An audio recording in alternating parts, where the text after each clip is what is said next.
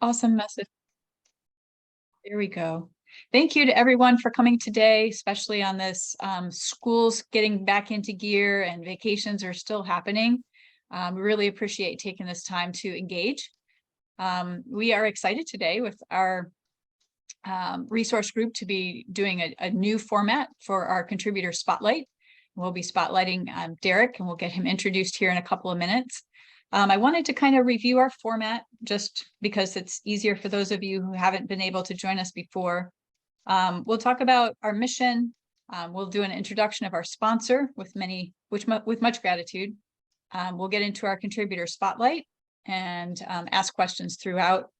Then we'll get into any Q&A, general Q&A anybody wants to bring up to throw out to the group. And then we'll wrap up with reminders for next sessions. I'm pleased that we have a plan for GABF. So anybody that's going to be in Denver for GABF, we'll be getting together and hope you'll be able to join us for that. I always like to reiterate our mission, kind of helps to refocus on why we're here. When Candace and I pulled this together, our purpose has been and has evolved, but it has always been to create a beer industry community to raise the education and awareness of and for startups and expanding breweries, and to simultaneously lower the barrier to entry. I think part two there kind of has come along as part one was developed. To respond today or to ask questions, feel free to raise your hand. You can find the raise your hand down in the reaction section at the bottom of your screen. If you mouse down to the bottom of the screen and hit reactions, raising your hand is one of the options there, and we'll keep an eye out for raised hands. You can also put questions in the chat, and Candace and I will both watch for questions coming through the chat and make sure those get addressed before we head out. So Arrived, we're super grateful to Arrived for sponsoring our resource group today. Matt, if you'd like to take a couple minutes and kind of explain what Arrived is and how that would connect to our people today, that would be super cool. Yeah, for sure. So some of y'all heard me talk last week, but Arrived is a point of sale made specifically for breweries. And a lot of people kind of claim that, but we were quite literally born in the tap room of Avery Brewing up in Boulder. So from the just genesis of that project, it has been made to serve breweries' needs. Our support team, our sales team, we specifically pull from people that have worked in the industry, which really creates a cool ethos and creates an understanding that when you're talking to people, you're not talking to people that are trying to guess what you're doing. You're talking to people that have been there and done it, right? Myself, I was a brewer for a long time. I actually own a beer bar out in Plant City, and a beer bar / cidery out in Plant City on top of this. And I used Arrive as a product for years before using it. So it's been really cool to be a part of that and just be a part of the community. Timing today is cool because we actually are putting out we do a lot of white papers as well. So education is a big piece of what we do. We're actually putting out a brewery and planning white paper the next couple of weeks. And so if anyone is interested in that, like, feel free to reach out to me. It's a really cool guide. I was able to help collaborate on it, which was awesome. But yeah, the timing was very, very fortuitous. We just got the green light today. That'll be coming out soon. So yeah, again, Brewery Central POS, but also really try to do information sharing and as much education as we can. So definitely, if you're interested, give me a shout. But yeah, happy to be here. Excellent.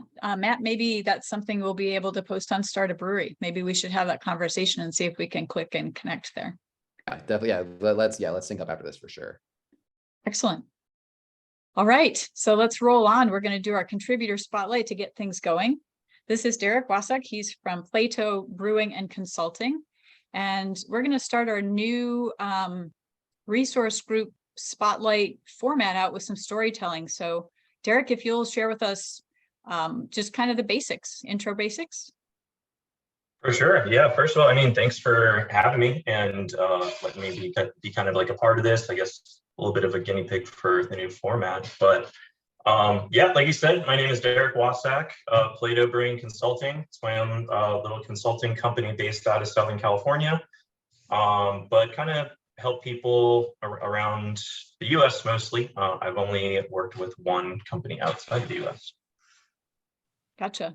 So digging in just a little bit there before we go farther, just you personally, what do you like to do when you're not working that's kind of not beer related? Sure. A lot of what I do outside of, brewing, like beer industry, it centers around like travel and hiking. So seeing where Candace is at, I'm pretty jealous. And yeah, a lot of times when I get out to like Denver for either CBC or JBF, I try to find a trail, one of the days and get away and go for a hike. Usually have a beer at the top. So Nice. Nice. What was the most recent beer you took to the top somewhere? oh man, I'll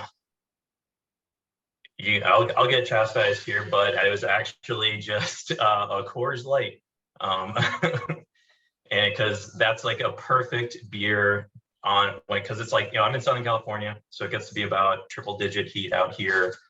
We went on a hike in Laguna this past weekend, and yeah, that's about as close to water as you can get to rehydrate at the top, and so that was the choice. There's a reason the mountains turn blue, right? That's the refreshment Exactly. piece. Yes. All right. So specifically, what do you do with and for clients, and what problems do you solve for them or with them? Yeah, I mean, so I'm pretty much a little bit of a catch-all brewery consultant, but I've been over this past year kind of honing in on where like I specifically target new breweries to kind of like help them basically plan their business, planning in the form of sales and production, forecasting, capacity planning, what we're here for today, equipment selection, and kind of everything that comes afterwards in terms of like space design, utility needs, things like that. So I kind of end up being a bridge for my clients who are typically new brewery owners, to kind of deal with kind of the process in general and kind of help build that bridge between like architects, GCs, and just a lot of the equipment is foreign to most. So I kind of help with that.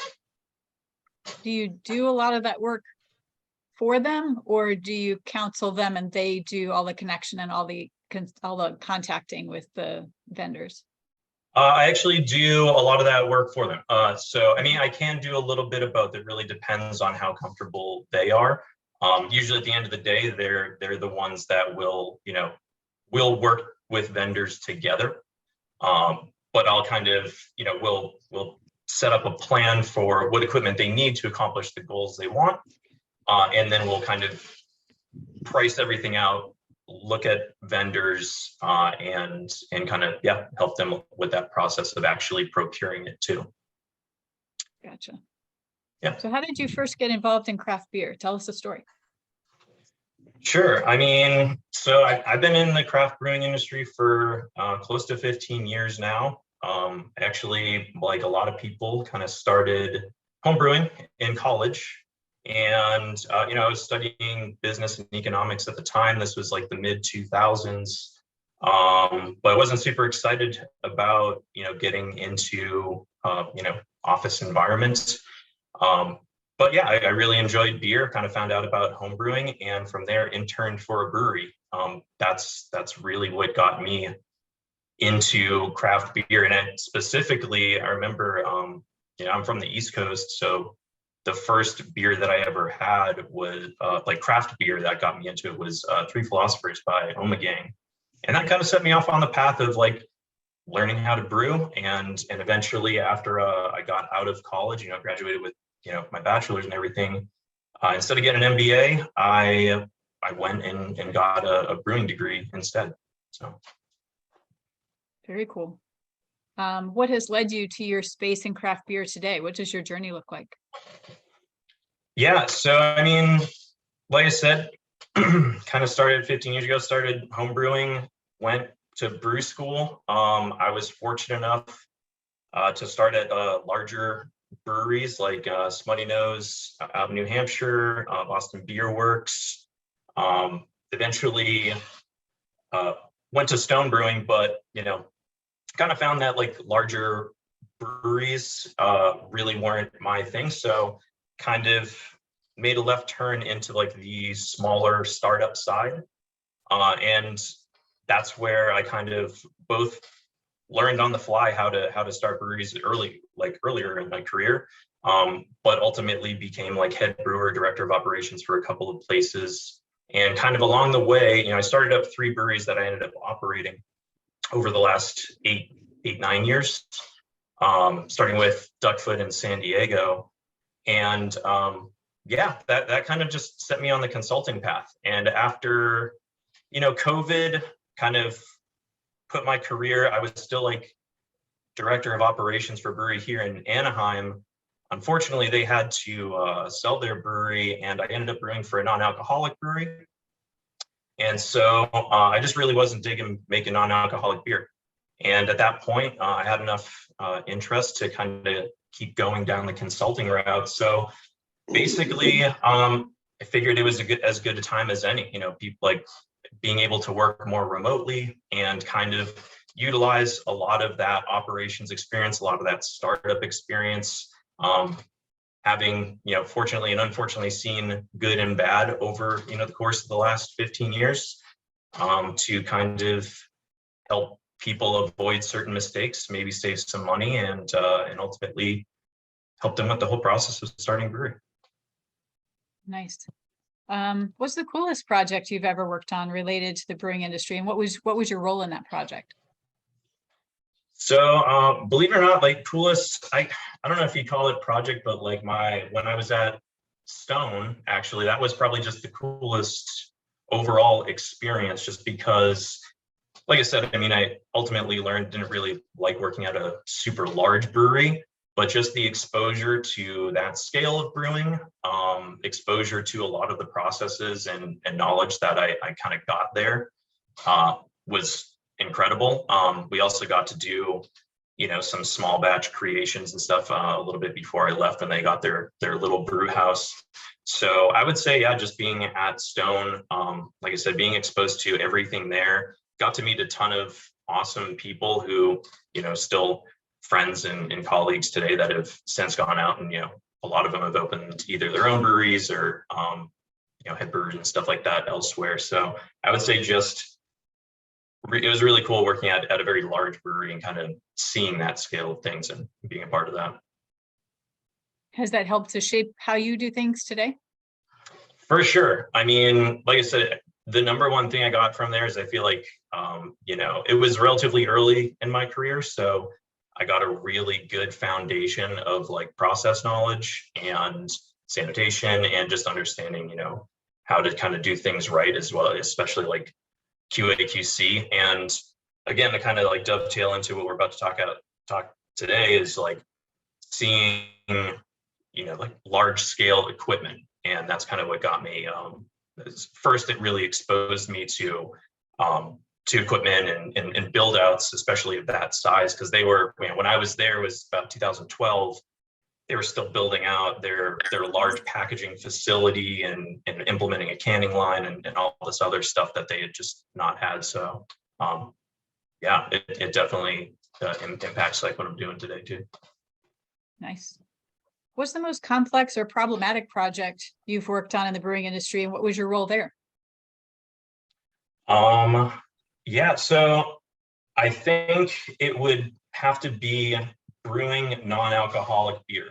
Like I said, actually shortly before I went and, fully went full-time with Plato, I was brewing non-alcoholic beer, and it was really challenging to kind of just like throw out a lot of the original, especially fermentation processes and assumptions that come along with, traditional beer, and kind of just approach brewing from a whole new way. Again, learned a lot while I was there as well, because kind of took the space that we were already occupying and that I had worked for the brewery previous, and expanded that to, add more fermentation, pasteurized beer, and do things like that. And so even just pasteurization in general was quite the learning process that I just didn't get in traditional craft beer. So yeah, exposure, but super challenging. Super cool. Okay, let's get down to the advertised 5 tips about equipment selection. What are you gonna weigh in on here in your top 5? Sure. I mean, you want me to kind of like list it out or kind of Sure. go one by one? Either way, but let's do a little bit of a dive in each one. Sure. Yeah, I mean, I'll give a little list and then I can kind of like hone in on each one. Well, actually, no, I think we'll just go and kind of, if anybody has any questions along the way, feel free to, raise your hand and everything. And I can try to address what we got from there. But yeah, in terms of 5 tips, tricks for, in this case, it's going to be kind of equipment selection and really kind of the planning of it.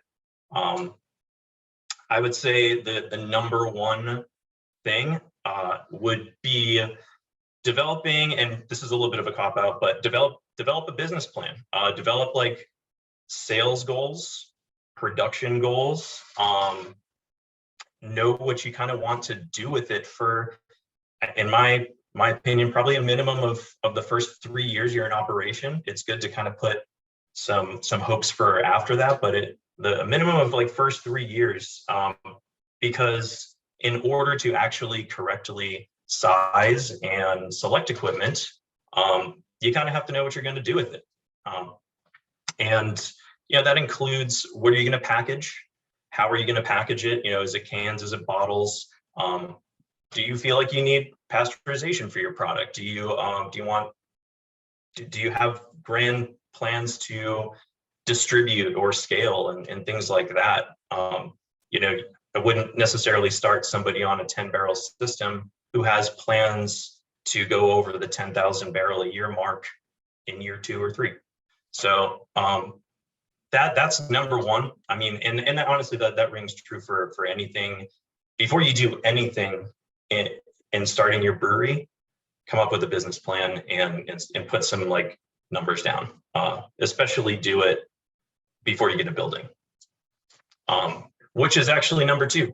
I would say, I guess it would be 1A would be, develop your business plan, but map out your equipment, map out your space needs, map out,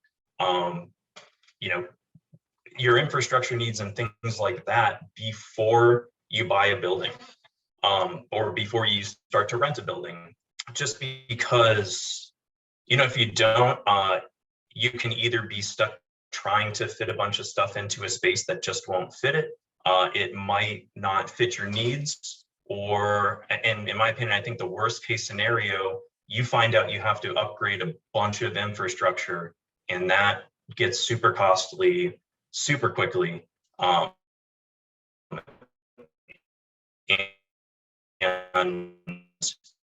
if you already raised funding and things that already start from beyond.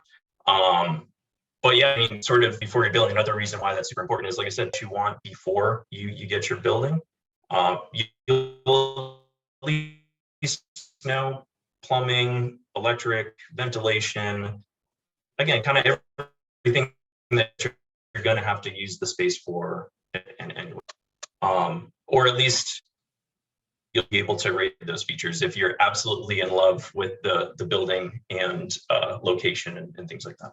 I think I saw Candace raise her hand on. I couldn't find the button quickly enough. So Brian has an amazing story. We had a shared client who ordered, I believe, a gas brewing system from Brian, and his location did not actually have gas. Yeah. Oh yeah. And so, I'm not sure what the end of what the fix to that was, but if you had to like run it from like, an existing pipeline, like I said, yeah, that's a very costly upgrade to feed a building with that kind of infrastructure. Yeah, they never opened. That was the fix. Oh, that's a bummer.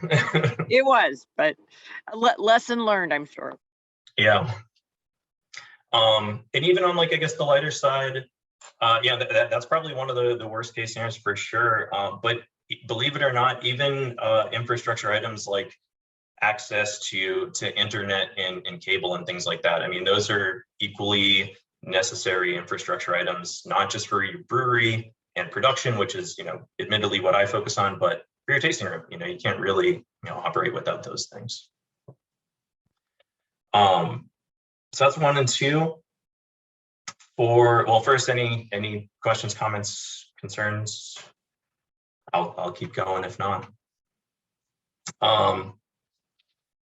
But for number 3, I would say, and this is about brewery equipment, specifically production and things like that, is don't cheap out or don't go cheap on key equipment and production items.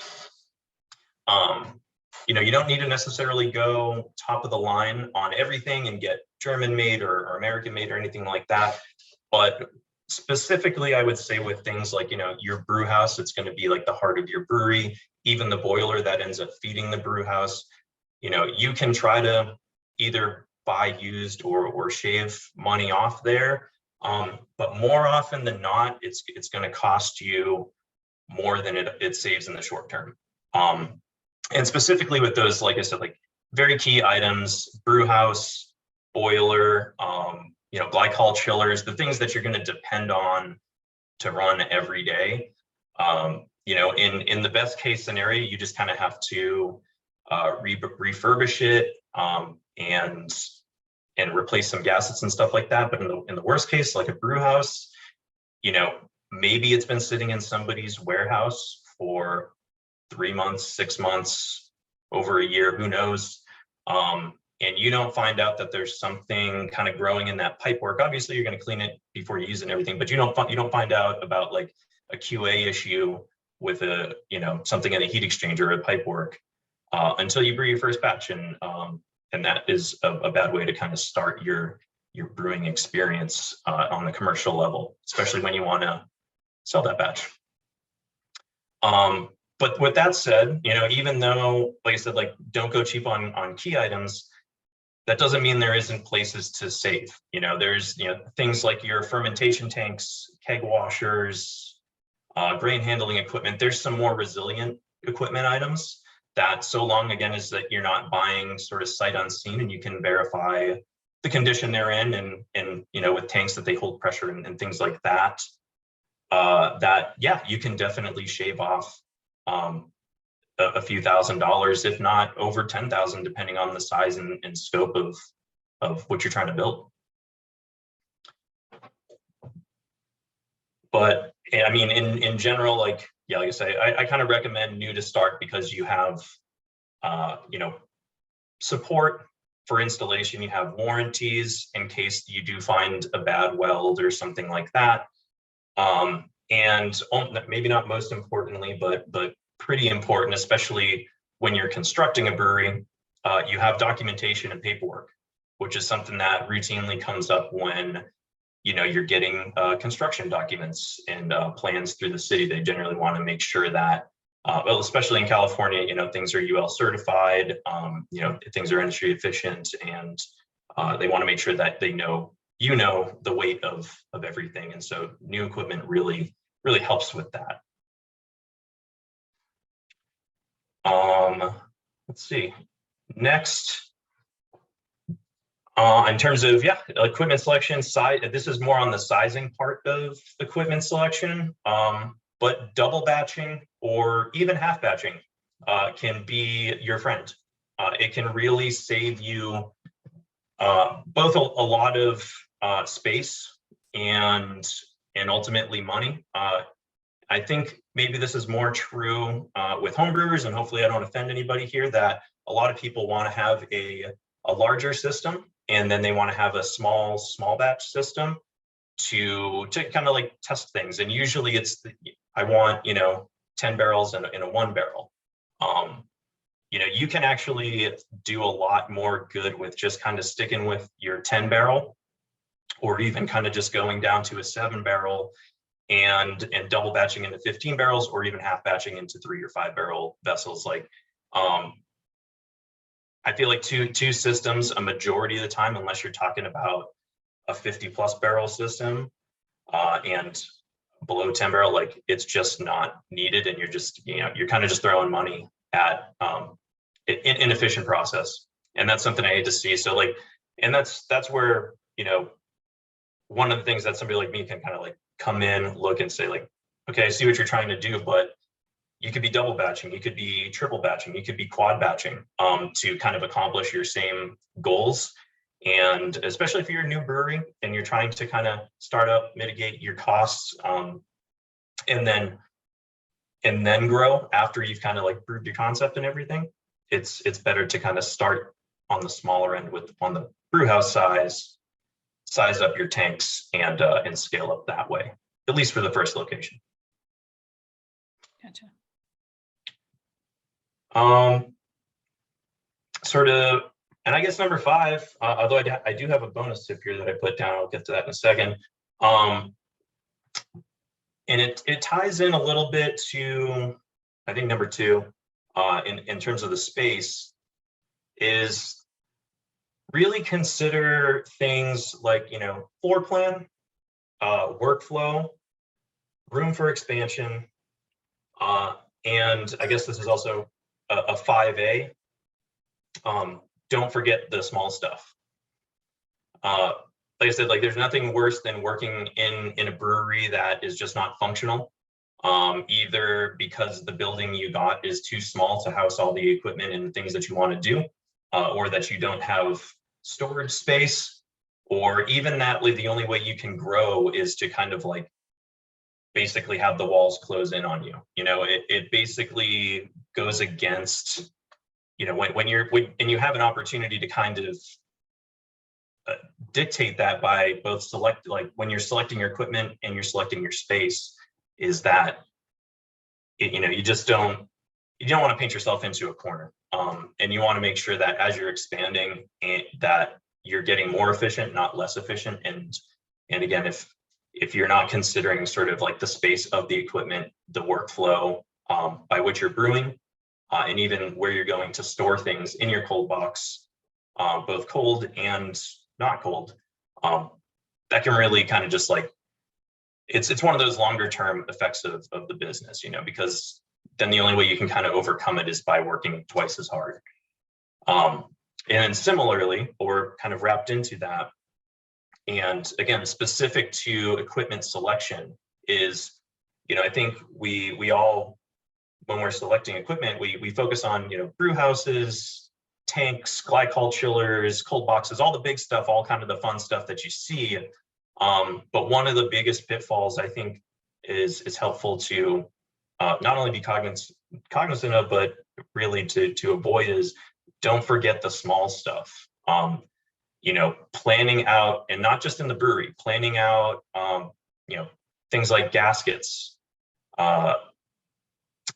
grain bins, your clamps, valves, all this other stuff, even down to cleaning supplies, brooms and shovels and tools that you're going to need to ultimately maintain the equipment that you're buying, and things that you just need every day to actually operate the brewery. Sure, like a lot of vendors will give you a kind of parts list or like a little parts kit, but there's literally hundreds of small items that tend to total anywhere in the $25,000 to $40,000 range after all is said and done.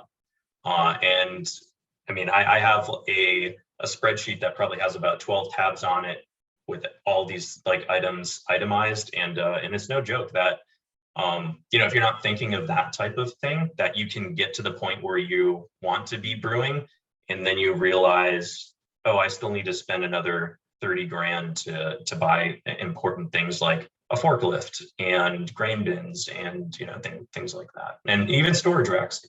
It's a few hundred a piece, but the thing about anything in a brewery isn't cheap, and they all add up really quickly. No doubt. Anybody have any questions there? Okay. So Derek, go ahead. I got one more bonus tip, and this is a little bit of like a shameless self-promotion, but it really, again, it's true for equipment selection, but it's true for just like when you're kind of planning it all out. Hire a consultant to help you with these things, but on the actual build out and installation of it, hire an architect who's done it before, hire a general contractor who's done it before. Don't chase after, again, this comes down to kind of don't go cheap in key areas. Like, it can be the difference from your project taking 8 months to it taking 2 years or more if you get somebody who doesn't understand how to both install equipment and sort of how to navigate some of the regulations that might be present locally to actually get the process along. And yeah, there's a lot of like specialized work, process work, piping work, things like that. That, like I said, ties into the equipment thing, and it's worth at least noting that more than the equipment selection and the build out process is more than the equipment itself. It's a lot of, you know, how you go about determining what you need and who ultimately installs it. Gotcha. Any questions? Jeremiah, did you have a question? Yes, ma'am. The question I have is, you mentioned something about the grain bin. Is there a special way to store grain? Because there was a time I remember visiting a brewery back a while back, and they had some issues with something getting in the grain. Is there a special way to store it or to keep things out? Yeah, I mean, if we're talking grain before that you're going to brew with it, obviously, you know, if it's raw grain, it's got to be in a silo. It's got to be airtight. I mean, it's got to be in any grain, even if it's not in a silo. You know, it can't be in a wet area. And what might have happened to them, I can think of two things that might have happened to them. Either maybe they had some sort of leak onto their grain bags, or in their silo that maybe they had some mold build up, and then it was kind of coming through on the late end of their process. Or you can get a little bit of an infestation of, like, you know, some grain mites and things like that, weevils, and that'll kind of like both kill the grain itself, kill the efficiency you get, because they're just going to eat it all. And that can also be very difficult to get out. So in terms of grain storage, definitely recommend a silo once you get to a certain point, and make sure it's storing your grain dry. But outside of that, make sure grain is, you know, off the floor. If you are in an area that has pests like that, you can look into actual bins that will kind of like lock tight for you too. It's a cost, but it'll at least protect your grain before you're gonna use it. Thank you. And Yeah. one other question. For sure. When you're so I'm getting ready to go from 20-gallon batches to 50 and 100. What's the best advice for stepping up to something like that, and how can I clear it better stepping up to bigger batches? Are you talking scaling recipes up, or actual sort of like process or equipment type of thing? Just equipment, like going from, because I'm going from 20 gallons up. Yeah. So basically from 1 barrel to 5 barrel. Yeah, I mean, probably the number one thing I would say is make sure you have enough space to operate. You know, if it's you're doing this in your garage, I don't know if it's like a home brewing setup, or you're planning to kind of go commercial, make sure you have enough space, make sure you have enough drainage, and enough in a place to put your spent grain too. You're sort of like effluent after the fact, because going from 20 gallons to 5 barrels, you're gonna actually produce a decent amount of grain and a decent amount of like effluent water, and you'll need space to operate too. Okay, thank you. For sure. Andrew, what you got? Often in craft beer professionals, we see a lot of brewers looking for the cheapest or free options for a lot of things. What's one place, Derek, you recommend absolutely not cutting any corners? If you had to like pick that one area, where would you say, don't go cheap here, spend the money to get something that's very quality? In turn, on the process side, I'd say glycol piping and installation. A lot of people want to kind of like plummet themselves with PVC and an undersized chiller, and usually it comes through later on when their fermenters can't keep temperature. So I'd say definitely don't go cheap on that end. In terms of like brewing equipment, brew house, and if you're doing steam, boiler, those are also like, it's the heart of your brewery. And like you said, I think a lot of people, they see the cost, and it is, you can spend 100, 2,000, 100 or 200,000 on a nice brew house and boiler. But yeah, when you try to cut corners there, you usually end up either with an old corroded boiler, or there's something that's just going to make your life miserable, within like 3 to 6 months. Thank you. You got it. I have one for you too, along those same lines, Derek. Sure. Go ahead.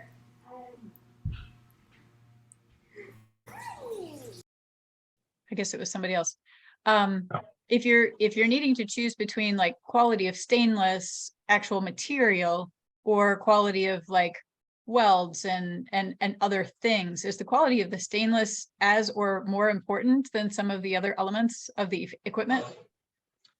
Yeah, it definitely is. I mean, you want to be, for tanks, 316 or 304 is exactly what you want. You want to make sure it's held to like ASME standards. But yeah, the quality of the metal of the tank, that's what's going to come in contact with your product at the end of the day. Welds are super important to make sure that, it's holding pressure, holding glycol in, and things of that nature. But if you have lower quality stainless, it can, pit easier and corrode a lot easier, for sure. Gotcha. So kind of a both and. Oh yeah, a little bit. And that's and kind of everybody's- always the answer with like, any of these like brewing questions. I don't mean to be ambiguous. It's always like it's in either both and, or it depends type of thing, but hopefully that helps. Yes, Michael, go ahead. This might be a question for Derek or for Andrew, because this is specific to where I live in Virginia. But one piece of advice that I've been hearing from people is to look at the lawyer question about is it helpful to hire somebody to help navigate? I guess it depends on what state. Andrew, you probably can talk to this too, because I live in Albemarle County, which is a very restrictive county, and they get involved in every little permitting aspect of whatever you're building and setbacks for parking lots. So it's just a lot of minutia that's almost kept me from going down this road, because I don't know if I can help navigate it. Would you say a lawyer is important, or if it's somebody in your line of work as a consultant to help navigate these sort of issues? Yes, a lawyer is very important, and so that's usually where my expertise ends. And I would actually pass it off to Candace or someone like yourself, because yeah, once it gets into the legal aspects and especially like zoning and things like that, that's where I know my lane, and that's just not it. But yeah, a lawyer is super important. I think Candace could definitely speak to that a little bit more. We'll actually jump in. So as much as, yes, I think a lawyer is important. For things like zoning and setbacks and navigating the city, I will actually tell you that a contractor or an architect is a better person than a lawyer, because it's not about the laws. It's about knowing what you can and can't do. And really, when dealing with the government, it's pretty much about knowing who to call and who can help you get done what needs to get done.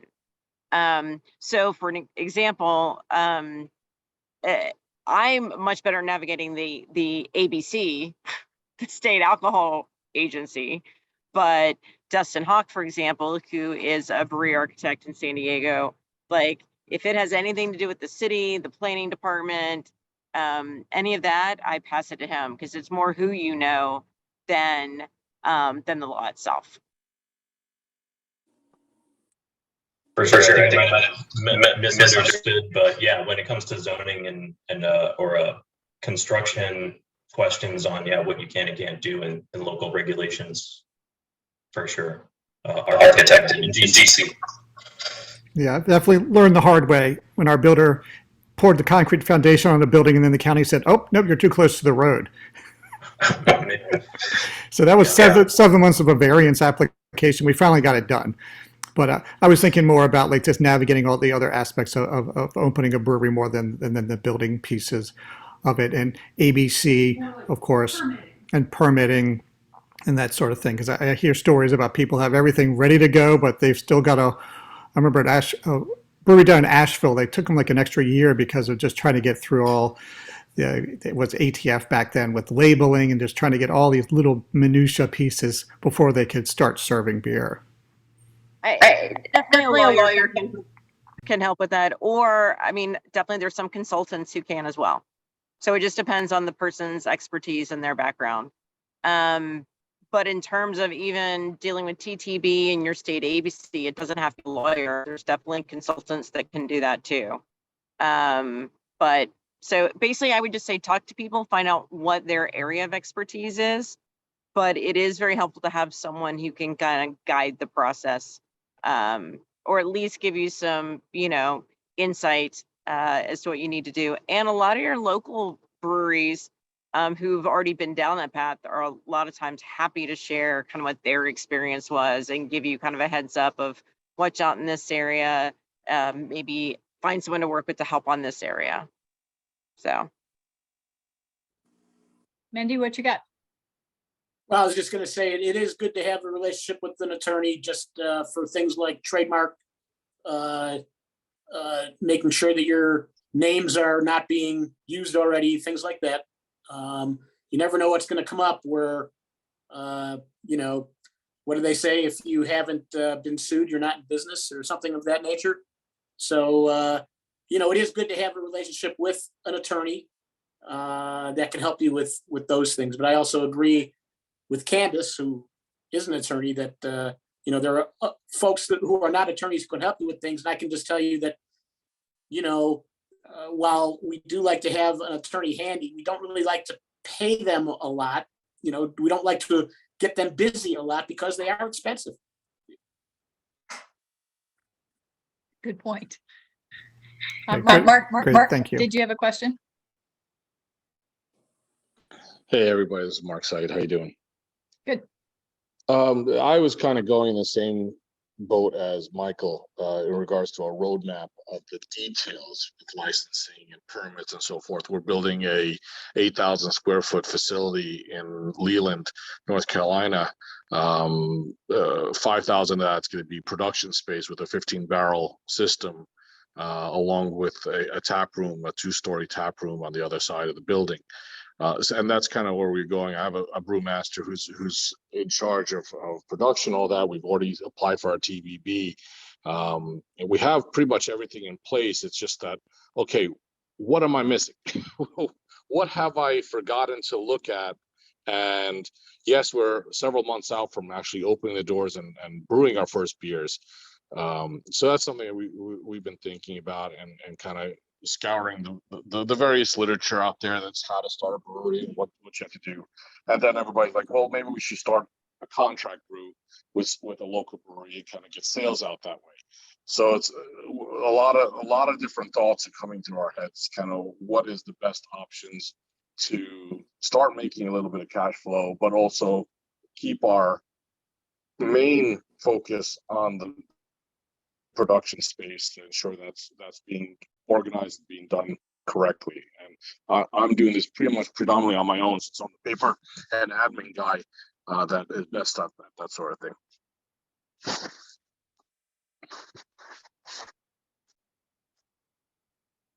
Derek, any thoughts there? So, I mean, in terms of, it sounds like you've got your permitting set, and it sounds like you are in construction. I guess I would make sure that, your local alcohol control board, you want to make sure that you can sell the stuff. That's a pretty important one. You mentioned TTB, but any equipment in specific that you feel like you might have forgotten? Not that we've got we're still sourcing a cold room and a pretty large cold room we have to still source. But the tanks we've got, all the fermentation and bright tanks we've got used. The brew house is new, as you had mentioned before. My brewing master, he has opened and closed 3 breweries in the past, so he's got a lot of used equipment that he's kind of carried along with him. It's like electric kettle, so we're using Renai systems to bypass the hot water tanks and all that. So that kind of is. We got a keg washer on order. Trying to do as much local sourcing of equipment as we can. Some of it's coming from California, from the used side. But it's one of those things where I'm always thinking, what have I missed? Gotcha.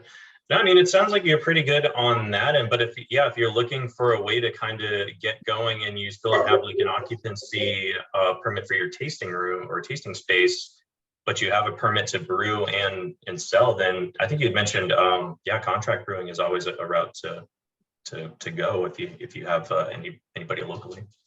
All right, very good. Thank you. One thing I'll mention, just because it's different from every state, is the regulations on contract brewing and what license you need to have to contract brew. So just make sure you check with somebody that understands the North Carolina alcohol system as to what is required for you to be able to contract brew with someone. And then I also highly recommend having a contract in place with your contract brewer, because a lot of things can go wrong, and it's just safe to have that communication up front to kind of cover yourself in that situation. Great, thank you. Jeremiah, you noted that you need to have a good bail team. What's a bail team?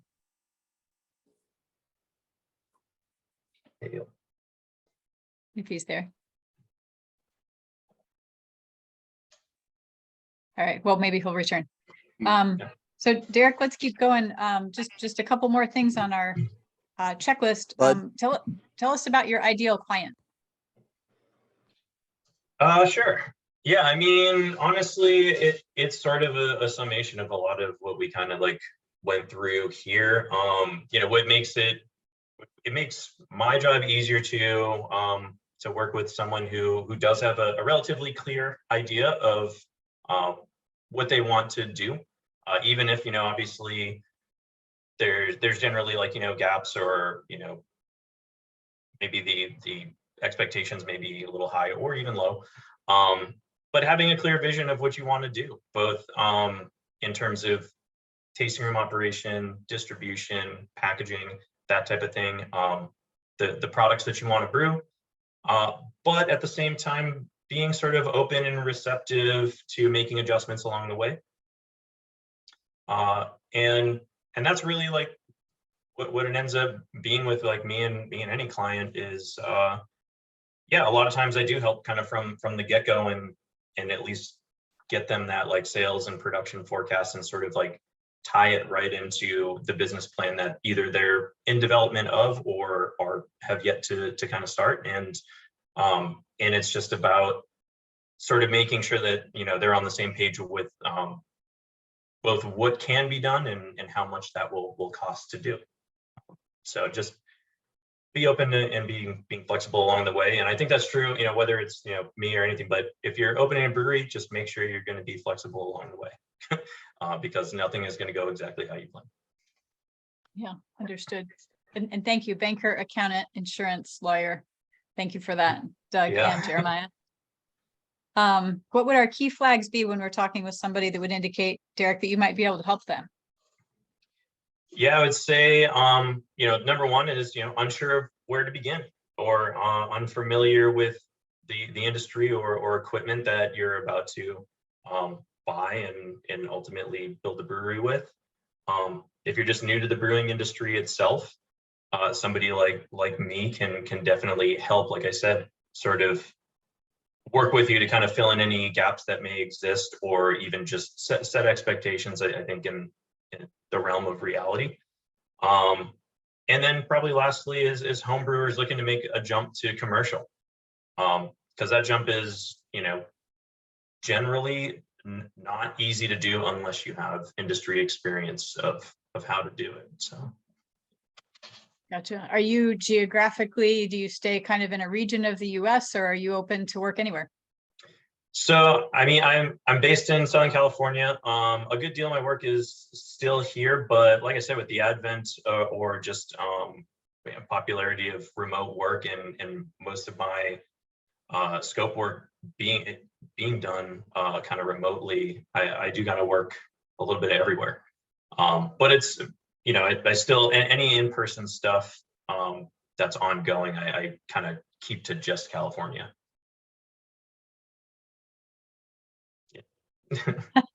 Yes, Candace. I was like, my hand's been up, but Oh, sorry. that's okay. I wanted to point out because it something occurred to me, especially with equipment. Make sure you have a contract, a purchase order, that you've read the details. I've definitely had people. There was one particular equipment company. This is a number of years ago, where I literally had a client who gave them $20,000 as a deposit, and then the company declared bankruptcy, and he had no way to make a claim in that bankruptcy because he didn't have any paperwork.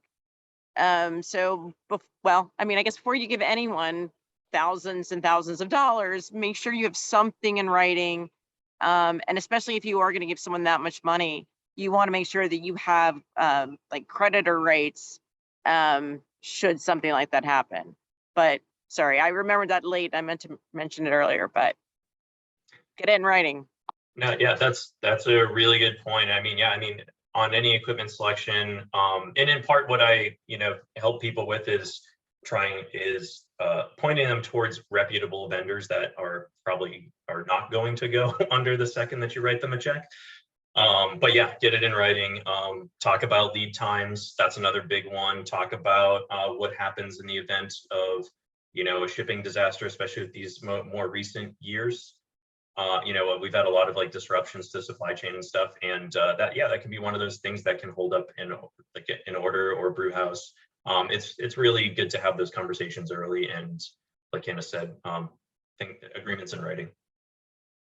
Yeah, and repair options too. Good point. I was just going to ask. I know a good percentage of equipment comes ultimately from overseas, and I don't know if you have any advice about actually purchasing from somebody local so you can get that customer service locally, or if there are some great companies overseas that you've had good customer service experiences with. How do you feel about that? Yeah, I mean, I'm kind of torn on it, honestly. You know, I have had a decent experience in one scenario with an overseas purchase, but it was just a couple fermenters. But I've also had a pretty awful experience as well. So I generally recommend US-based vendors, even if, like you said, even if they're getting some of their vessels that are coming from like an overseas factory. Part of working with like somebody like, you know, a Premier here in Southern California, or ABS, or you know, Abe, or anything like that, people who are based in the US, you know, even if they are sourcing some of their stuff from overseas, you are dealing with them, and they're dealing with like the malarkey of the overseas stuff that and then you also get them as a quality control point. You know, that's ultimately what they serve as, is like ensuring, you know, those welds are good, ensuring the pipe work isn't faulty, ensuring your computer systems aren't literally in Chinese, you know, and things like that. Gotcha. Would you put your email address back in the chat for anybody who came in late? It's Derek@plato.beer. Thank you so incredibly much for joining us today and being willing to be in the spotlight, peppered with questions. And we will continue with this format. I feel like it was smooth, but please feel free to give us back your feedback. Either email us, Laura@startabrewery.com, or Candace@craftbeerattorney.com. Let us know what you think. You're welcome to put notes in the chat here too, if you like. Coming up next, we have Rick Wayner is going to be our next spotlight, and that's September 21st, I believe. That's Wednesday. And following that, we're going to be at GABF on Thursday, October 6th. from 5 to 7 at Bierstadt. So either or both of those, we'd love to see you if you're going to happen to be in Colorado around GABF time, whether you're attending or not. It would be great if you would join us for a beverage. Rick is brewery finance, so we're going to take this equipment topic and take it a little bit further into financing that equipment for next round. Anybody have any last questions or comments before we head out? I'll just say, yeah, thank you so much for having me, Laura and Candace, and happy to be a part of it. But We appreciate you. You're very welcome. All good? All right. Thanks, everyone. Thank you so much for being here. Have a great evening. And we appreciate Arrived. We always do that. Thank Yes. you. Sure. Thanks for being here, Matt. Hey, Chris. I get excited when I see names I recognize. There you go. Did anybody put comments in the bottom here? Nope, just love format, love format. Oh, good. Yeah. I thought that was a little more interesting as well. And then kind of, you could dig in where you wanted to, and hopefully I didn't chime in too much.